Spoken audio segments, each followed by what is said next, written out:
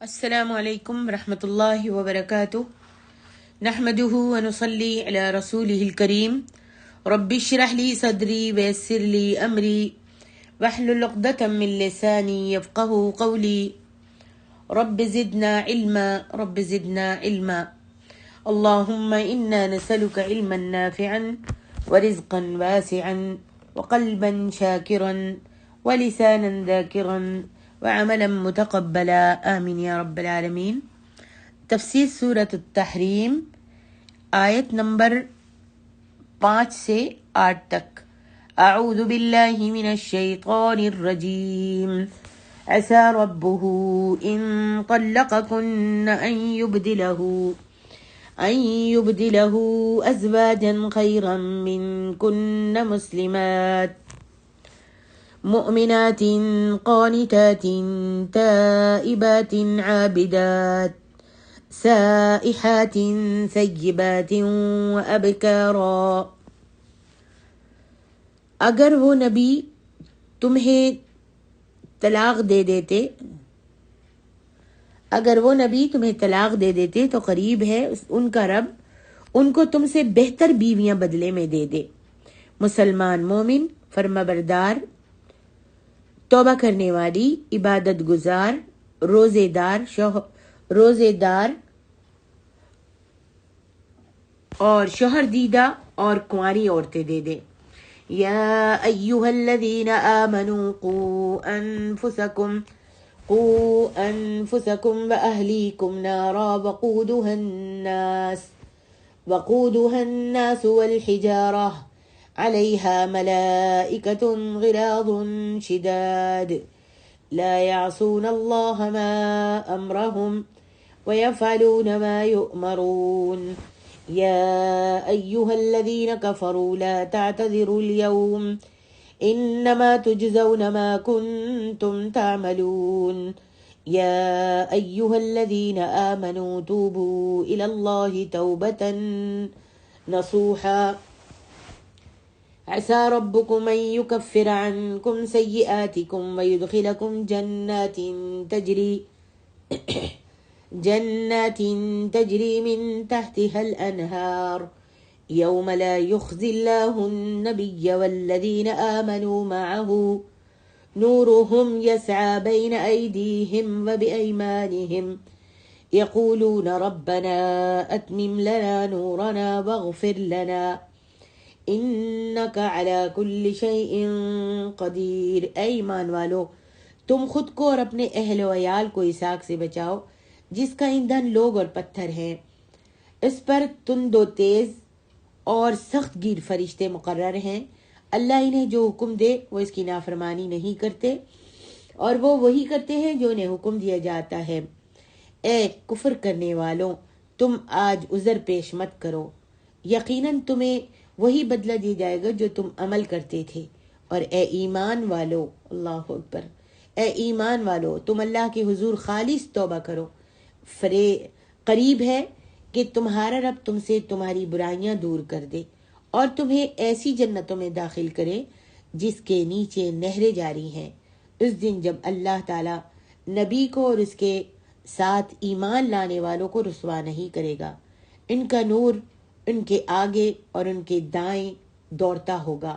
وہ کہیں گے اے ہمارے رب، ہمارے لیے ہمارا نور پورا کر اور ہماری مغفرت فرما، بے شک تو ہر چیز پر خوب قادر ہے۔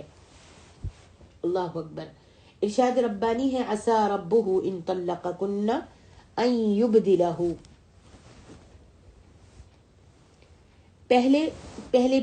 پچھلی آیت میں دو بیویوں یعنی حضرت عائشہ رضی اللہ عنہا اور حضرت حفصہ رضی اللہ عنہا کی بات چل رہی تھی۔ اس آیت میں سب بیویوں کو خطاب کر کے ان پر اللہ تعالیٰ عتاب کیا جا رہا ہے، ان پر ڈانٹ کی جا رہی ہے، ان کو سمجھایا جا رہا ہے۔ ایک حلال چیز کو حرام قرار دینے کے معاملے میں تو واقعی حضرت عائشہ رضی اللہ عنہا اور حضرت حفصہ رضی اللہ عنہا کا تعلق تھا، لیکن ایک اور معاملہ بھی تھا جس کا سب بیویوں سے تعلق تھا۔ وہ یہ تھا کہ فتوحات خیبر اور اموال غنائم سے مسلمانوں کی معاشی حالت آسودہ ہو گئی، تو نبی علیہ الصلوۃ والسلام کی سب ازواج مطہرات نے نبی علیہ الصلوۃ والسلام سے گھر کا خرچ زیادہ لینے کا مطالبہ کیا، خرچہ زیادہ مانگا، اور اگر وہ آپ صلی اللہ علیہ وسلم کی بیویاں نہ ہوتی بلکہ اگر عام عورتیں ہوتی تو ایسے مطالبے میں ان کا کچھ قصور بھی نہیں تھا، اور اگر آپ چاہتے تو انہیں اموال غنائم سے اپنے گھروں میں زیادہ دے بھی سکتے تھے، اور اللہ تعالیٰ نے آپ کو ایسا اختیار دے بھی رکھا تھا، مگر چونکہ میرے اور آپ کے پیارے نبی صلی اللہ علیہ وسلم کو طبعاً آپ کی طبیعت میں فقر پسند تھا، آپ غریبی کو پسند کیا کرتے تھے، لہٰذا بیویوں کا یہ مطالبہ آپ پر شاق گزرا۔ پھر بیویوں نے بھی اس بات کو صرف مطالبے کی حد تک نہیں رکھا تھا، بلکہ سب نے ایکا کر کے آپ سے بحث اور جھگڑا شروع کر دیا تھا، اور بسا اوقات ایسی باہمی تلخی میں پورا دن گزر جاتا تھا۔ اسی کیفیت کا حال معلوم ہونے پر حضرت عمر رضی اللہ عنہ اپنی بیٹی کے گھر میں آئے اور ان کو سمجھایا حضرت حفصہ کو، اور کہا دیکھو تم اللہ کے رسول سے جھگڑنا چھوڑ دو، حضرت عائشہ رضی اللہ عنہا پر اپنے آپ کو گمان کر کے ان کی ریس مت کرو، اور نہ اس معاملے میں دوسروں کا ساتھ دو، اور اگر کوئی چیز خرچہ ورچہ تم کو زیادہ چاہیے تو تم مجھ سے مانگ لیا کرو۔ حضرت عمر رضی اللہ عنہ حضرت ام سلمہ رضی اللہ عنہا کے پاس بھی گئے اور انہیں بھی یہی بات سمجھائی، کیونکہ وہ بھی حضرت ام سلمہ جو ہیں وہ بھی حضرت عمر کی رشتہ دار ہوتی تھیں۔ تو ام سلمہ رضی اللہ عنہا نے حضرت عمر رضی اللہ عنہ کو جواب دے دیا اور کہنے لگی تم کون ہوتے ہو ہمارے معاملات میں دخل دینے والے۔ پھر جب عمر رضی اللہ عنہ نے یہی بات نبی صلی اللہ علیہ وسلم کو بتائی تو آپ مسکرا دیے تھے۔ انہی ایام میں حضرت عمر رضی اللہ عنہ نے حالات کا جائزہ لے کر اس خیال کا اظہار کیا تھا جو اس حدیث سے معلوم ہوتا ہے، اور یہی اس آیت کا شان نزول ہے۔ حضرت عمر رضی اللہ عنہ فرماتے ہیں کہ نبی صلی اللہ علیہ وسلم کی بیویاں اکٹھی مل کر آپ سے لڑنے جھگڑنے لگیں تو میں نے انہیں کہا کچھ بعید نہیں کہ پیغمبر تم سب کو طلاق دے دیں، نبی صلی اللہ علیہ وسلم تم سب کو طلاق دے دیں، اور ان کا رب جو ہے تم سے بہتر بیویاں جو ہیں تم سے بہتر بیویاں بدل دے، اور اللہ کے رسول کو عنایت فرما دے۔ اس وقت جیسا میں نے کہا تھا، حضرت عمر کہتے ہیں اس وقت جیسا میں نے کہا تھا ویسے ہی اللہ تعالیٰ نے یہ آیت نازل فرما دی۔ بخاری میں ایک قصہ موجود ہے، یہ نازل فرما دی عسى ربه ان طلقكن ان يبدله ازواجا خيرا منكن مسلمات مؤمنات قانتات تائبات۔ لیکن اس کے باوجود بھی جب ازواج مطہرات اپنے مطالبے سے دستبردار نہ ہوئی اور مانگنا نہیں چھوڑا تو یہ نبی علیہ الصلوۃ والسلام پر اس قدر شاق گزرا اور آپ کو تکلیف ہوئی کہ آپ 1 مہینے کے لیے اپنی سب بیویوں سے الگ ہو گئے اور ایک بالا خانے میں جا کر مقیم ہو گئے۔ یہی واقعہ ایلا کہلاتا ہے جو آپ سورت احزاب کی آیت نمبر 128 اور 29 میں پڑھ چکی ہے۔ فرمایا قانتات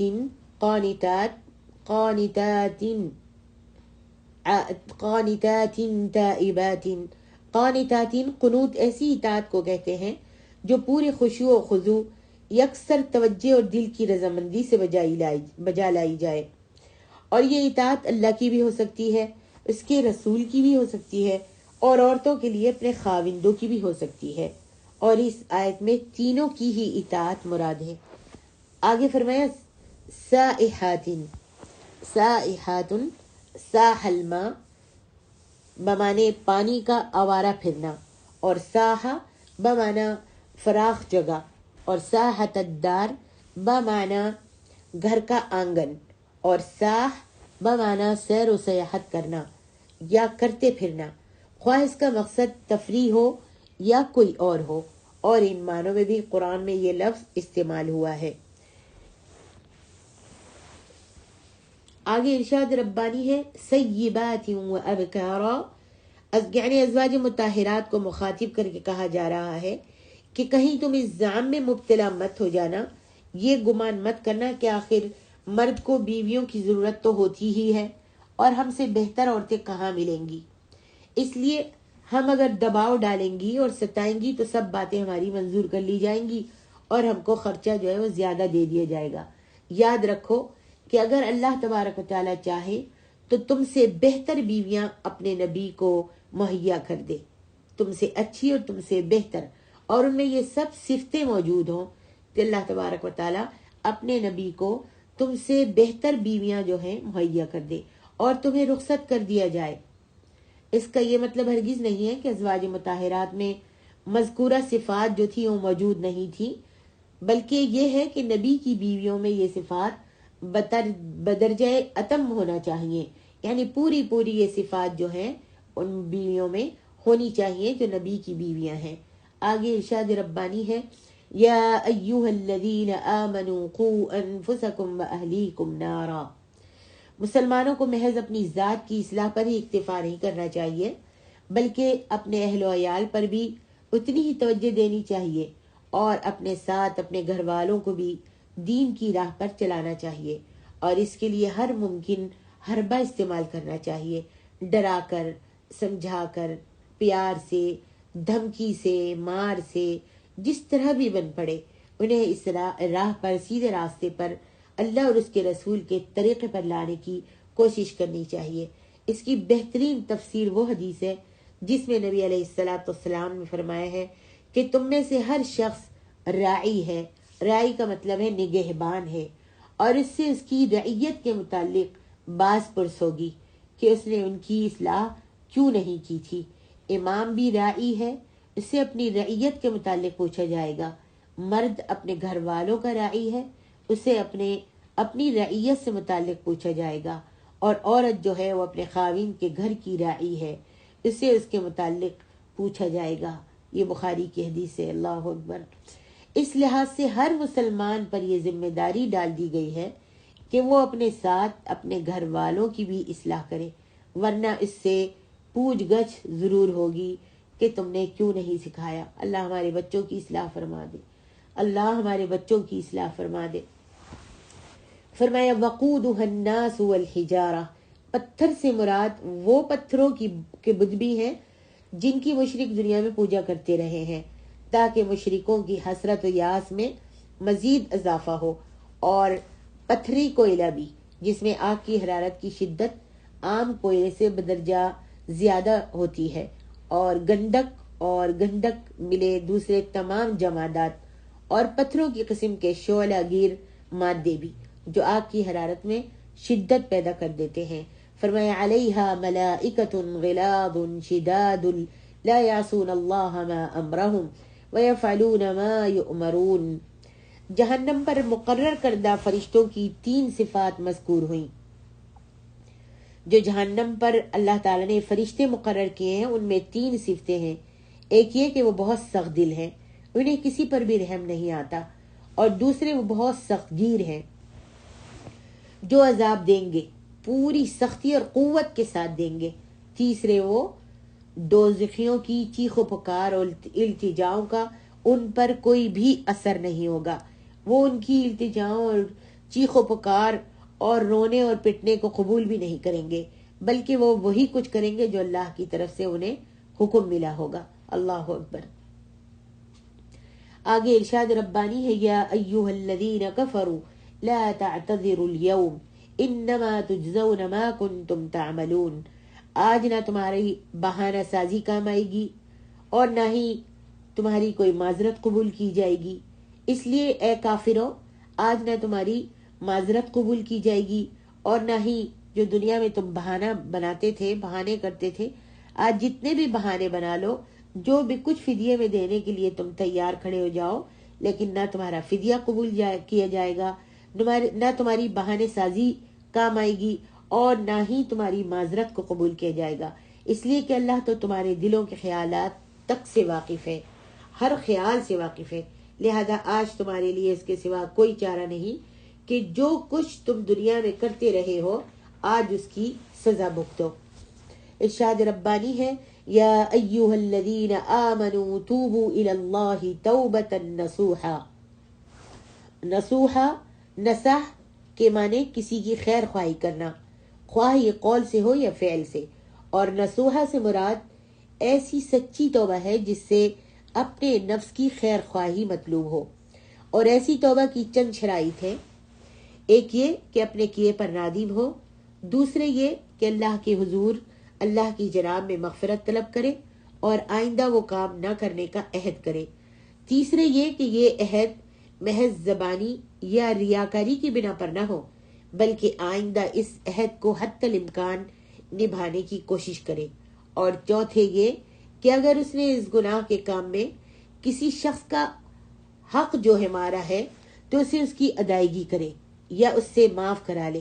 اگر کسی کا حق مارا ہے تو اس کی ادائیگی کر دے، اس کو حق واپس کر دے اور یا پھر اس سے معافی مانگ لے، معاف کروا لے. اگر وہ حق مال سے تعلق رکھتا ہے، کسی کا مال ضبط کیا ہے، تو اصل مظلوم اگر مر چکا ہے جس کا مال ضبط کیا تھا، قبضہ کیا تھا مال پر، تو اس کے وارثوں کو وہ مال جو ہے ادا کر دے یا پھر صدقہ کر دے. اور اگر وہ حق تلفی قول سے تعلق رکھتی ہے، یعنی حق تلفی جو ہے کسی کی حق تلفی کسی کی بات سے کی ہے، جیسے کہ غیبت یا چغلی کی ہے کسی کے پیٹھ پیچھے، تو اس کے لیے دعائے مغفرت کرتا رہے وغیرہ ذالک. آگے ارشاد ربانی ہے یوم لا یخزی اللہ النبی. یہاں رسوائی سے مراد عذاب جہنم سے بچا لینا ہے، کیونکہ اس دن یہی سب سے بڑی رسوائی ہے. اس کے بجائے اللہ ایسے لوگوں کو فضل و شرف کے بلند مقامات پر سرفراز فرمائے گا. اللہ اکبر. اور وہ بلند اور اونچے مقامات کیا ہیں؟